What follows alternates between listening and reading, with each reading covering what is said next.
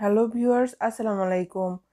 Block print এবং hand paint করার জন্য আমি প্রথমে কেমিক্যালগুলো মিক্স করে নেই। তারপর যখন যেই কালারটা আমার দরকার পড়ে আমি সেই কালারটুকু শুধু অল্প পরিমাণ কেমিক্যাল নিয়ে সেই কালারটা তৈরি করে নেই।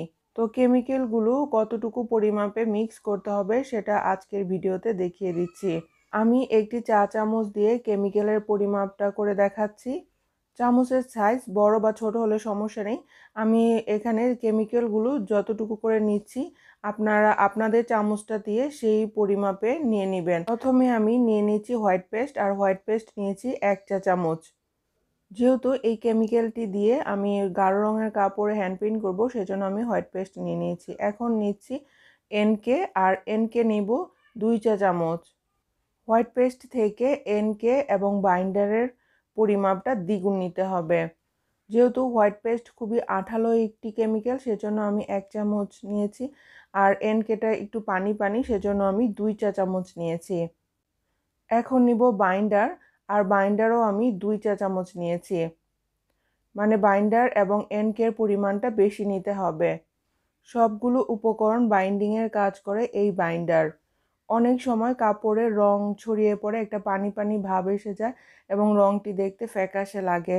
তো এটা যেন না হয় সেজন্য আমি অল্প পরিমাণে এপ্রিটন দিব। এপ্রিটন আমি দিব 1/2 চা চামচ। এপ্রিটন দিলে রংটা ছড়িয়ে পড়বে না এবং যখন রংটা শুকিয়ে যাবে রংটা দেখতেও ভালো লাগবে। সবগুলো কেমিক্যাল নিয়ে নিয়েছি। এখন কেমিক্যালগুলো আমি খুবই ভালোভাবে মিক্স করে নিয়েছি। তো দেখতেই পাচ্ছেন কেমিক্যালটা কতটা স্মুথ হয়েছে। অনেকটা সময় নিয়ে আমি মিক্স করার কারণে কিন্তু কেমিক্যালটা স্মুথ হয়েছে। গাঢ় রঙের কাপড়ে হ্যান্ড পেইন্ট করার জন্য আমি কেমিক্যালটা তৈরি করে নিয়েছি। প্রয়োজন মতো এখন এই কেমিক্যালটির সাথে র কালার বা কাঁচা রং মিক্স করে নিলেই হবে। আমি কতগুলো রং তৈরি করে দেখাচ্ছি। ছোট একটি ট্রেতে অল্প অল্প করে আমি কেমিক্যালের মিশ্রণটি নিয়ে নিচ্ছি। প্রথমে আমি বানিয়ে দেখাচ্ছি হলুদ রং। তো হলুদ রঙের এই রংটা হচ্ছে একদম র কালার বা কাঁচা রং। মানে এই রংটার সাথে কেমিক্যাল মিক্স করে হ্যান্ড পেইন্ট করতে হবে। তো আমি অল্প পরিমাণে হলুদ রংটা মিক্স করে নিয়েছি। হলুদ রং কিন্তু তৈরি। এখন আমি বানিয়ে দেখাবো সবুজ রং। তো সবুজ রং বানানোর জন্য মিক্স করতে হবে হলুদ এবং নীল রং। অল্প পরিমাণে নীল রং এবং হলুদ রংটা মিক্স করে নিলেই কিন্তু সবুজ রং হয়ে যাবে। যখন এই র কালারগুলো কিনবেন হলুদ রঙের পরিমাণটা একটু বেশি কিনবেন, কারণ হলুদ রংটা পরিমাণে বেশি লাগে। তো আমার সবুজ রংটা অনেক গাঢ় হওয়ার কারণে আমি আরেকটু হলুদ রং মিক্স করে নিব। নীল রঙের পরিমাণটা বেশি হওয়ার কারণে এই সবুজ রংটা একদম গাঢ় কালার এসেছে। নীল রংটা কেনার সময় অল্প পরিমাণে কিনলেই হয়, কারণ এটা অল্প দিলেই অনেকটা কালার এসে যায়। তো আমি খুব ভালোভাবে কালারটা মিক্স করে নিয়েছি। তো আমার সবুজ রংটা এসে গেছে। এখন আমি বানিয়ে নিব বাদামি কালার। বাদামি রংটি বানানোর জন্য আমি এখানে অল্প পরিমাণে প্রথমে কমলা রংটি নিয়ে নিব। যেহেতু এখানে কেমিক্যালের পরিমাণ অল্প, সেজন্য আমি অল্প অল্প করে কালারগুলো নিচ্ছি। তারপর ছোট একটি তুলি দিয়ে আমি নিয়ে নিব নীল কালার। যেহেতু নীল কালারটা অল্প নিলেই হয়, সেজন্য আমি একটি চিকন তুলি দিয়ে নিয়ে নিচ্ছি। আমি আবারও বলে দিচ্ছি, এই সবগুলোই কিন্তু র কালার। এগুলোর সাথে কেমিক্যাল মিক্স করে নিতে হবে। র কালার বা কাঁচা রঙের সাথে কেমিক্যাল মিক্স করে নেওয়ার কারণে রংটি কিন্তু পাকা হয়েছে, এবং এই রংটি দিয়ে যখন হ্যান্ড পেইন্ট করব কাপড়টি ওয়াশ করার পর কিন্তু রংটি আর উঠবে না।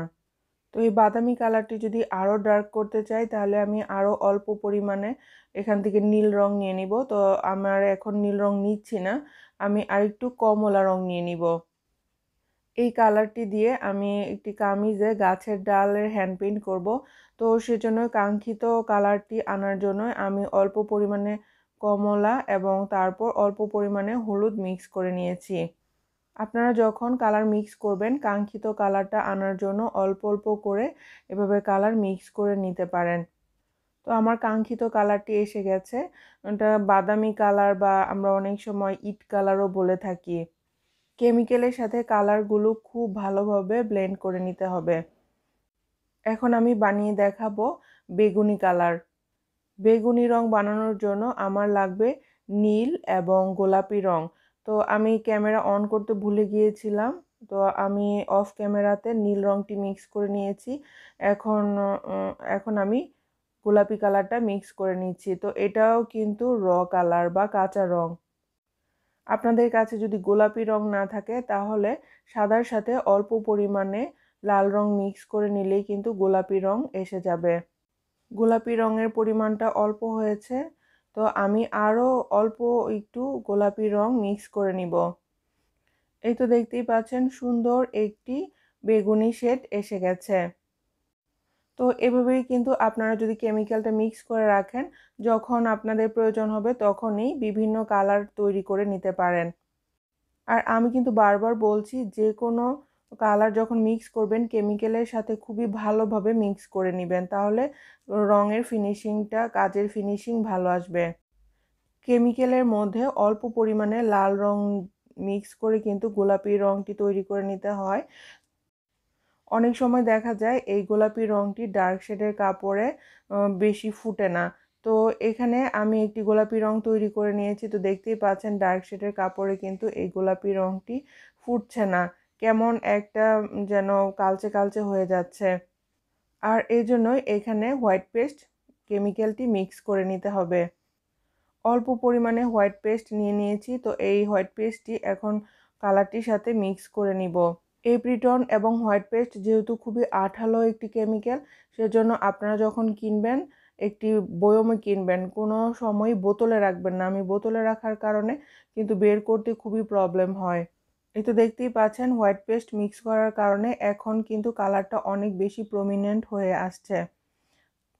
তবে হোয়াইট পেস্ট দেওয়ার কারণে কালারটি কিন্তু একদম একটু সাদা সাদা ভাব হয়ে গেছে। তো সেজন্য আমি অল্প পরিমাণে লাল রং মিক্স করে নিব। অল্প পরিমাণে লাল রং দিব। আর অল্প পরিমাণে লাল রং দেওয়ার কারণে কিন্তু এই রংটি একটা ম্যাজেন্ডা শেড আসবে। তো হোয়াইট পেস্ট ব্যবহারের ক্ষেত্রে অবশ্যই আপনাদেরকে খুবই সতর্ক থাকতে হবে, কারণ দেখতেই পাচ্ছেন হোয়াইট পেস্ট দেওয়ার কারণে কিন্তু কালারটি একদম একটা সাদা সাদা ভাব এসে যায়। আর হোয়াইট পেস্ট বেশি পরিমাণে হলে কিন্তু কাপড়টিতে যখন আপনার হ্যান্ড পেইন্ট করবেন, হ্যান্ড পেইন্টিংয়ের রং শুকানোর পর কিন্তু এই রংটি শক্ত হয়ে যেতে পারে। এই তো স্ট্যান্ডার্ড একটি গোলাপি রং আমি পেয়ে গেছি। তো আমি গোলাপি রং না, আমার আর একটু ম্যাজেন্ডা কালার লাগবে। তো সেজন্য আমি আরও অল্প পরিমাণে লাল রং মিক্স করে নিব। ভিউয়ার্স, আমি জানি যে আপনারা এগুলো অনেকেই পারেন, কিন্তু খুঁটিনাটি বিষয়গুলো দেখানোর জন্যই কিন্তু আমি এই কালার মিক্সিংগুলো আজকের ভিডিওতে দেখিয়ে দিচ্ছি। কারণ হ্যান্ড পেইন্ট করার জন্য কালার মিক্সিং করার সময় কিন্তু অনেক সমস্যার সম্মুখীন হতে হয়। যারা এইসব ঝামেলায় যেতে না চান তারা অবশ্যই হ্যান্ড পেইন্ট করার জন্য হালকা শেডের কাপড় সিলেক্ট করবেন। বিভিন্ন সময়ে ভিন্ন ভিন্ন কালার এবং ভিন্ন ভিন্ন কাপড়ের উপর এই হ্যান্ড পেইন্টগুলো আমি করেছি। আর এই সবগুলো ডিজাইনের টিউটোরিয়াল কিন্তু আমার চ্যানেলে রয়েছে। আমার হ্যান্ড পেইন্টিংয়ের ডিজাইনগুলো দেখার জন্য অবশ্যই আমার চ্যানেলটি ভিজিট করবেন। হ্যান্ড পেইন্ট এবং ব্লক প্রিন্ট করার জন্য আপনাদের কি কি কেমিক্যাল লাগবে, এছাড়াও আফসান পদ্ধতিতে কিভাবে আপনারা ব্লক প্রিন্ট করবেন, হ্যান্ড পেইন্ট করবেন, এগুলো কিন্তু আমার চ্যানেলে রয়েছে। অনেক সময় ডার্ক শেডের কাপড়ে হ্যান্ড পেইন্টিংয়ের রঙটি ভালো ফুটে না। তো সেজন্য কিভাবে আপনারা কাপড়ে বেস করে, মানে কেমিক্যালের বেস দিয়ে তারপর হ্যান্ড পেইন্ট করবেন, সেটাই আমি এই ব্যাড কভারের ভিডিওতে দেখিয়ে দিয়েছিলাম। প্রথমে ডিজাইনের উপর কেমিক্যালের বেস দিয়ে তারপর হ্যান্ড পেইন্ট করার কারণে কালারটি কিন্তু খুব ভালোভাবে ফুটেছে। কামিজে ইয়োগ ডিজাইনের জন্য আমি এই কাঠগোলাপটি হ্যান্ড পেইন্ট করে নিয়েছিলাম। বাজারে রেডিমেড রং দিয়ে আমি এই হ্যান্ড পেইন্টটি করেছিলাম। আর এখন যে হ্যান্ড পেইন্টিংটি দেখতে পাচ্ছেন সেটা হচ্ছে একটা ওয়ালের মধ্যে হ্যান্ড পেইন্ট। তো এই হ্যান্ড পেইন্টিংয়ের কালারগুলো দিয়েও কিন্তু আপনারা এই ওয়ালের মধ্যে হ্যান্ড পেইন্ট করে নিতে পারবেন। যদিও ফেব্রিক্স কালার দিয়ে এই ওয়াল পেইন্টিং করেছি, কিন্তু কালারের ফিনিশিং কিন্তু একদম ভালো এসেছে। হ্যান্ড পেইন্ট করা কাপড় বা ড্রেসে কিভাবে আপনারা ওয়াশ করবেন, কিভাবে শুকাবেন এবং কিভাবে আয়রন করবেন, তা এই সব কিছুই এই গোলাপি রঙের ওড়নার হ্যান্ড পেইন্টিংয়ের ভিডিওতে দেখিয়ে দিয়েছিলাম। তো ভিউয়ার্স, আশা করি আজকের ভিডিও থেকে আপনারা অল্প হলেও উপকৃত হবেন। তো ভিডিওটি কেমন হয়েছে অবশ্যই কমেন্টস করে জানাবেন। আপনাদের আরও কোনো কিছু জানার থাকলেও সেটাও আমাকে কমেন্টসে জানিয়ে দিবেন। আজকে এই পর্যন্তই। সামনে আবার নতুন ভিডিও নিয়ে হাজির হব। আল্লাহ হাফেজ।